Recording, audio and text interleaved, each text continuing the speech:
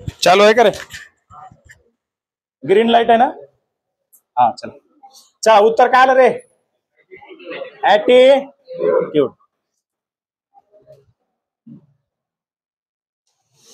त्याच्या पुढचा क्वेश्चन नातेसंबंध. राधा व रमा कोण आहेत? बहिणी आहेत.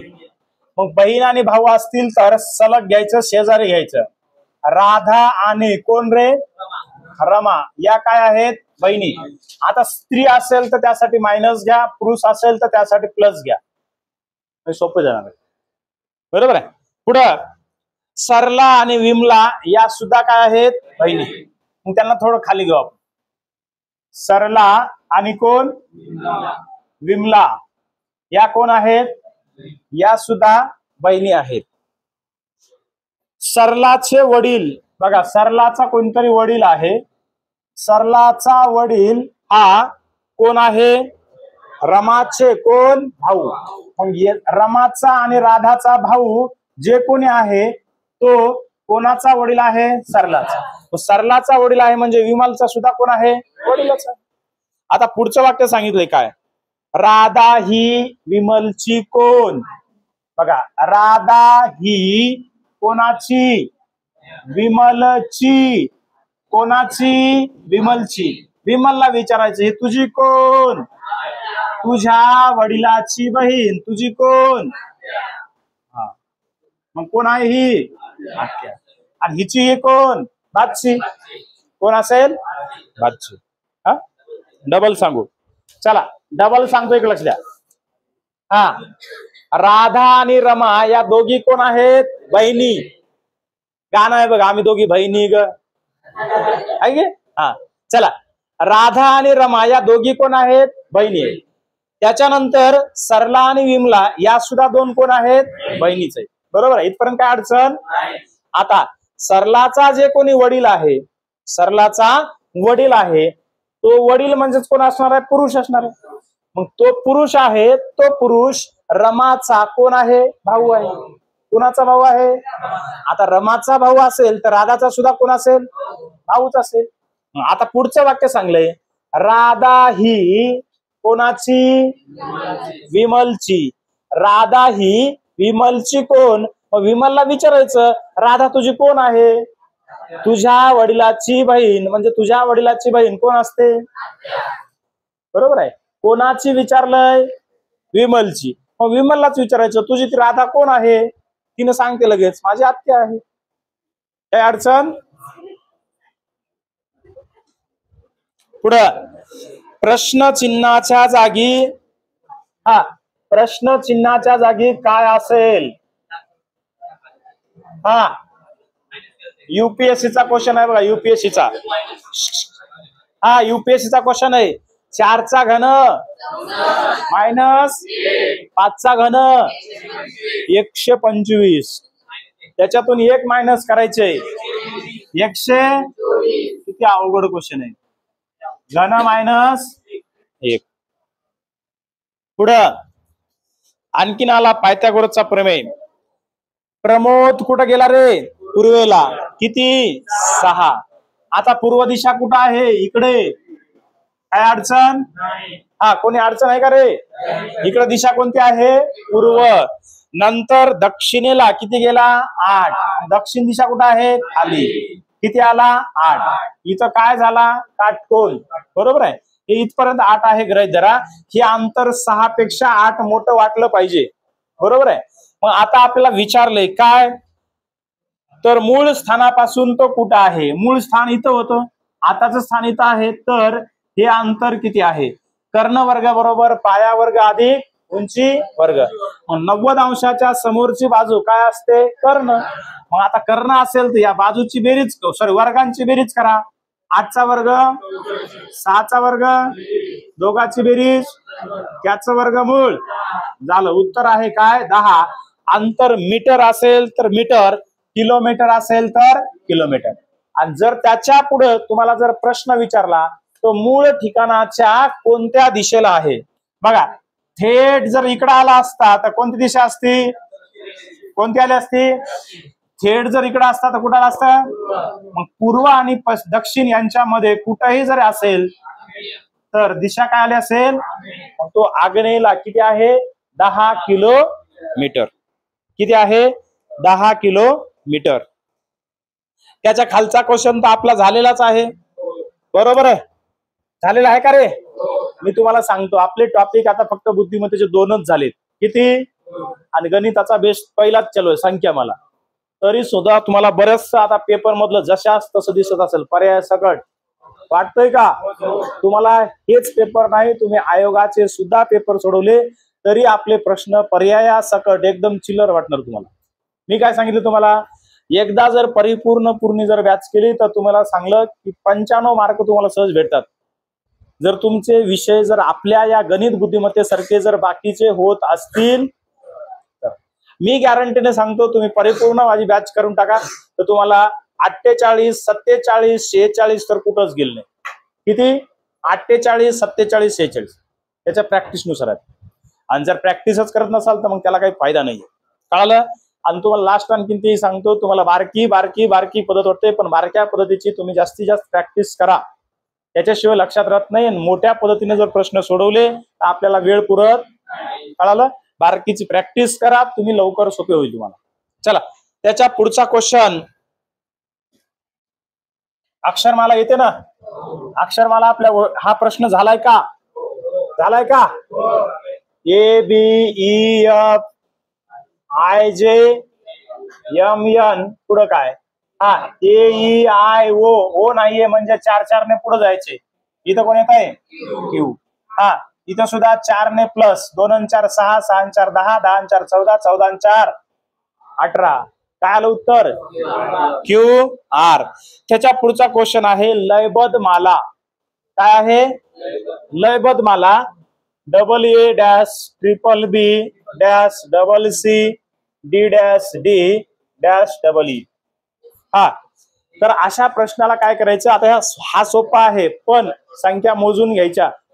1 2 3 4 5 6 7 8 9 10 11 12 13 14 किती संख्या आहेत. मग आता 15 असतील तर 3 3 चे गट किंवा 5 5 चे गट आपल्याकडे क्रमाने आहेत ABCDE.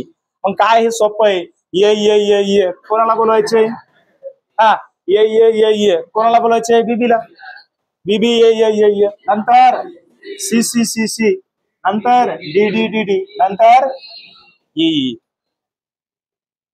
काय आलंय, हा काय भरलं इथं A, इथं काय भरलं रे C, इथं काय भरलं D, इकडं SC. पर्याय नंबर 4. पुढं एका वर्गातील 46 विद्यार्थ्यांमध्ये अरुणा गुणानुक्रमे कितवी आली 12वी. तर तिचा शेवटून कोणता क्रमांक असेल बघा लक्षात. आता 46 विद्यार्थ्यांमध्ये अरुणा कितव्या नंबरला आहे, कितव्या नंबरला आहे 12व्या नंबरला. जर 12व्या नंबरला सुरुवातीपासून असेल तर आपल्याला मागून नंबर काढायचे. अरुणाचा नंबर 12वा आहे म्हणजे अरुणाच्या पुढे किती आहेत, किती आहेत 11. 46 मधून 11 मायनस करून टाका. 6 मधून 1 गेला 5 आणि 4 मधून 1 गेला किती रे 3. तर तिचा मागून नंबर किती आहे 35. किती आहे समजलं का. नसेल तर इकडे आपलं बोटावर बघून घ्या. चला 1 2 3 4 5 हाताला बोट किती आहेत, हाताला बोट किती आहेत. याचा नंबर इकडून किती आहे, याचा नंबर किती आहे चौथा आहे, बरोबर आहे. याचा नंबर इकडून चौथा आहे. मग याच्या पुढे किती आहेत, याचा पुढे किती आहेत. मी काय सांगितलं, या व्यक्तीचा नंबर इकडून चौथा आहे आणि इकडून किती आहे, किती आहे रे दुसरा आहे, बरोबर आहे.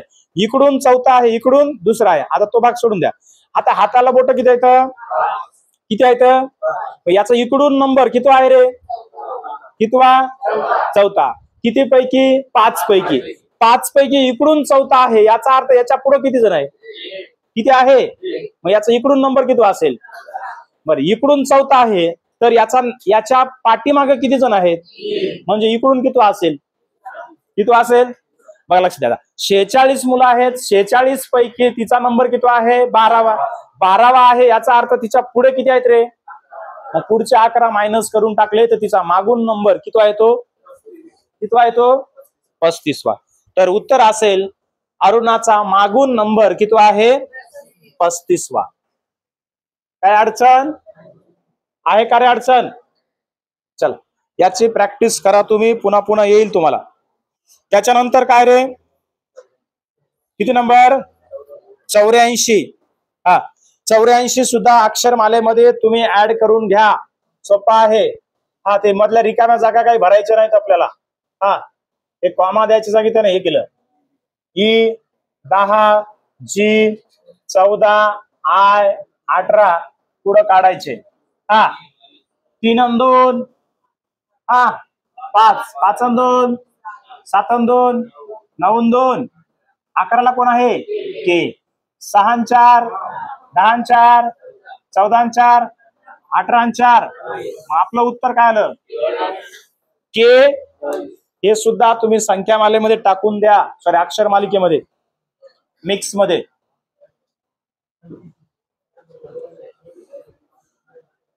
त्याच्या पुढं विसंगत घटक ओळखा. हा विसंगत घटक ओळखा.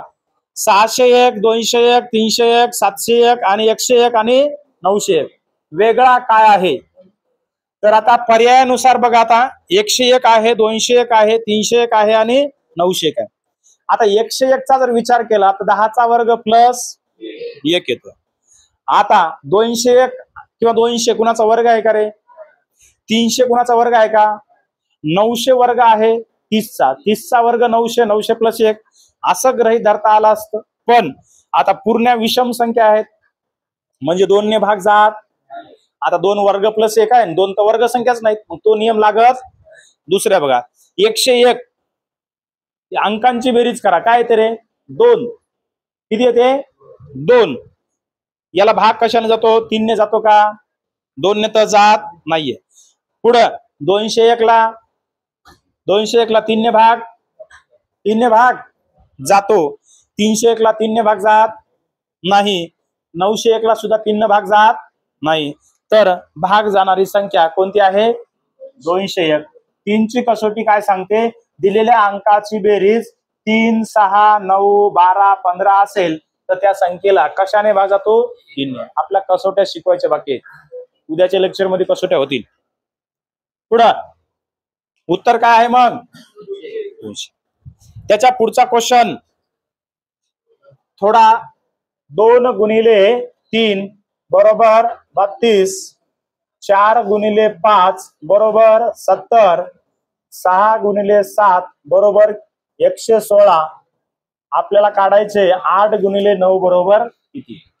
हा थोडा अवघड क्वेश्चन होता, न डोकं लावण्यासारखा. तर बघा हे 2 आणि 3 जसाच तसं घ्यायचे. किती आलं? 23. आता 23चा आपल्याला 32 करायचे. आपण उलट केल्यावर 32 होतंय, पण याचं काही उलट केल्यावर होईल का? तो डोकं लागत. बघा प्रत्येक नमुना लावून बघा लागतो डोकं. मग आता 2 आणि 3चा जर गुणाकार केला तर किती येतोय? 6. मग 23 आणि 6 29 होतात. आणखीन कमी किती पडतात? 3. म्हणजे तो पण नियम नाहीये. मग आता 2चा वर्ग करा, किती येतो? 4. 4 आणि 3 किती रे? 7. मग 7 टाकले तर 30 होतात, 32 होत. 3चा वर्ग किती? 3चा वर्ग. मग आता 23 आणि 9 यांची जर बेरीज केली किती येते? किती येते? मग बघा हे जशाच तसं लिहिलं आणि 23 आणि 9 म्हणजे 3चा वर्ग 9 दोघांची बेरीज केली किती आली? 32. आता त्याच्या पुढे बरोबर येतंय का बघा? 4 आणि 5 म्हणजेच किती? 45. आणि 5चा वर्ग किती रे? 25. 45 आणि 25 यांची बेरीज करा, किती येते? मग जमला नियम. त्याच्यानंतर 6 आणि 7 जशाच तसं. 7चा वर्ग 49, 7 आणि 6 16, 16ला 6 8ला 1 6 आणि 4 10 आणि 1 11. मग जमलं. पुढे 8 आणि 9 ला जशाच तसं. आणि 9चा वर्ग 81, 9 आणि 1 10, 8 आणि 8 16, 16 आणि 1 17. उत्तर काय येईल? 100. किती नंबरचा पर्याय आहे? पर्याय नंबर 3 आहे का? अशा प्रश्नाला थोडं डोकं लावत चला. आणि हा सुद्धा प्रश्न तुम्ही IMP करून तुमच्या वहीमध्ये लिहून ठेवा. त्याच्या पुढे क्वेश्चन आपला झालेलाच आहे असा टाईपचा. DFIM पुढे काढायचे आणि मध्ये संख्या आहेत 8 12 18. पुढे रे 26. आता बघा ह्या संख्या काढा, याच्यात फरक किती रे? 2चा, याच्यात फरक 3चा, याच्यात फरक 4चा, याच्यात फरक 5चा. मग यम किती आहे? 13. 13 आणि 5 किती रे? 18. 18ची डबल काय? 18. 18ची डबल काय? मग आरचा नंबर काय आहे? 18. आर 36. काय उत्तर येते? आर 36. बघा उत्तर येईल आर 36. पर्याय नंबर किती आहे? पर्याय नंबर 2. काय केलं कळालंय का? डी चा नंबर किती आहे? 4. 4 ची डबल 8. एफ चा नंबर 6. 6 ची डबल 12. आय ची नंबर 9. 9 ची डबल 18. एम चा नंबर 13. 13 ची डबल 26. मग आर कसा आला? तर याच्या फरकाने आला. मग आर ची डबल म्हणजे आर चा नंबर 18 आहे आणि 18 ची डबल काय ते? 36. पण पर्याय नंबर किती? 2. त्याच्यानंतर माधव उत्तरेकडे तोंड करून उभा आहे. कुणीकडे? उत्तरेकडे तोंड करून उभा आहे. आता उत्तर दिशा माहिती आहे तुम्हाला? कुठं आहे रे? वर. मग तो वर तोंड करून उभा आहे. आता लक्ष द्या, अशा प्रश्नाला थोडं वेगळ्या पद्धतीने सोडू आपण शिकवताना, पण आता जसं तसं घेऊ आपण. माधव उत्तरेकडे तोंड करून उभा आहे, तो 135 अंश कोनात उजवीकडे वळाला. मग आता इकडं जर वळाला असेल तर 90 अंश किती रे? आणि पुन्हा जर 45 अंशात वळाला असेल आग्नेयेकडे तर हे माप किती होतं? 135. पण तसं न करता पुन्हा तो काय केला रे? 90 अंश काटकोनात डावीकडे, पुन्हा 90 अंश कोनात डावीकडे. 90 किती? 100. मग 180 म्हणजे तुम्हाला सांगितलं होतं 290 म्हणजे काय? Direct wrong. मग इकडं दिशा कोणती आहे? आग्नेयच्या विरुद्ध कोणती आहे? मग त्याचं तोंड कोणत्या दिशेला असेल? कोणत्या दिशेला? वायव्येला. म्हणून पर्याय नंबर किती येतं? 3.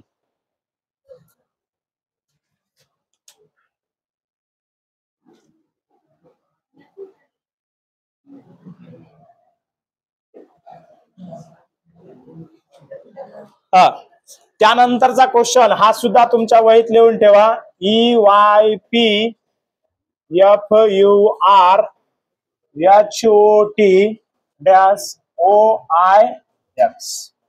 आता याचे पर्याय दिलेत बघा. IMV, KMV, LNU आणि JLV. आता बघा याच्यात कॉमन काय दिलं रे? इथं MV दिसतंय, इथं LNU JLV, फक्त V एक वेगळा आहे. तर हा पर्याय येऊ शकत नाही, हा पर्याय येऊ शकत नाही. तू पर्यायानुसारच कटू शकतो. तर पुढे बघा आपण E आणि F कितीने वाढला? 1 ने. हे कितीने? 2 ने. कितीने वाढल? याचा नंबर 8. 8 आणि 3 11. K न सुरू होणारा पर्याय एकच आहे. पुढं K न सुरू होणारा पर्याय नंबर 2. पुढं Kचा नंबर 11 आहे. 11 आणि 4 किती रे? 15. मग हे पण आलं पाहिजे. मग बरोबर आहे. पुढे बघा P चा नंबर 16. 16 आणि 2 18. 18 आणि 2 20. 20 आणि 2 22. 22 ला कोण आहे? V. 22 आणि 2 24. मग सुरुवातीला K आणि नंतर V असणारा पर्याय कुठे आहे? पर्याय नंबर 2.